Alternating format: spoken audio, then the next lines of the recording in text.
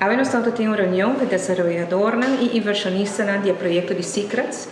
Inversionistas também estão na Aruba para ver obra, projeto, avanço no projeto. Maneira de conhecer parte do projeto aqui na está bezig te worden contested em corte, outra parte não, outra parte acaba com possível. E tem diferentes casos em corte. Nós, parte do governo, nós sempre sostener o projeto aqui. O projeto é um projeto que nós queremos, que também cambia o dinamismo de desenvolvimento econômico de San Nicolás e depois de Aruba. Nós queremos que um projeto possa trazer um cupo de emprego, especialmente para esta que viva para riba de Brug.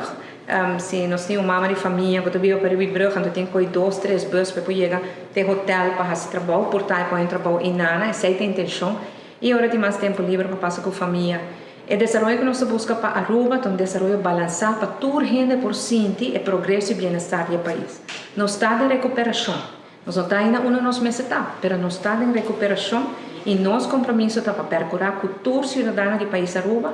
Se você vive na praia, você vive na San Nicolás, para botar por sentir o progresso e bem-estar. A reunião é bom. Nós trazemos pontos para adiante, nós trazemos pontos para adiante. Claro, não está preocupado. Nós também temos preocupação, nós asseguramos que o governo quer o projeto aqui e que o governo siga fazendo seu máximo esforço para o projeto aqui por vir a uma realidade. Hay 200 millones de dólares de inversión que están atrás, hay unos contratistas, hay unas empresas contratadas, hay unas compras hechas, hay unos contratos firmados que si no nos traen los productos para hacer la obra hay que pagar, pero se pueden dañar porque no los puedes tener al aire libre. Entonces, era importante el conocer que según la ley el gobierno nos sigue amparando, está de acuerdo en el desarrollo de San Nicolás. Todo lo que es la población de San Nicolás nos está mostrando su apoyo, se lo agradecemos mucho. La recogida de firmas que vimos la semana pasada, la próxima celebración que van a hacer en San Nicolás por la Asociación de Empresas de San Nicolás, la Business Association.